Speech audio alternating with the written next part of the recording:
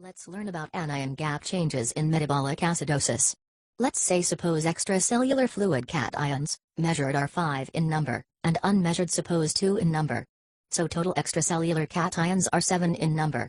Now, extracellular anions, measured are chloride suppose 2 in number and bicarbonate suppose 2 in number, and unmeasured anions are suppose 3 in number. So total extracellular fluid anions are 7 in number.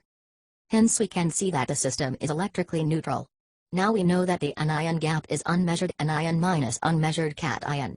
So in this example, it is 2 minus 1 equal to 1. Now in metabolic acidosis, what happens is added hydrogen combines with bicarbonate, which is a measured anion, to form water and carbon dioxide, hence bicarbonate is lost. Now in this example, total anion is just 6 in number, so system is no more neutral electrically. Now, to make the system neutral, either chloride anion or some unmeasured anion has to be added.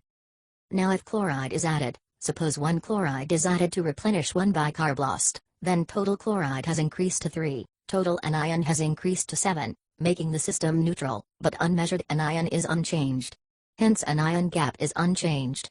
Hence it's metabolic acidosis with hyperchloremia but normal anion gap. Suppose if hydrochloric acid is infused, we can see how chloride anion replaces the lost bicarbonate. Next example, when bicarbonate is lost in diarrhea or from renal tubule as in proximal renal tubular acidosis, we can see how chloride from inside cell replaces the lost bicarbonate resulting in increased chloride and normal gap.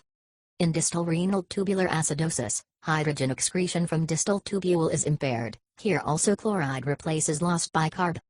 Now let's see what happens when unmeasured anion replaces the lost bicarb. Chloride level is normal, but unmeasured anion is increased to 4 from 3, hence anion gap is increased to 2.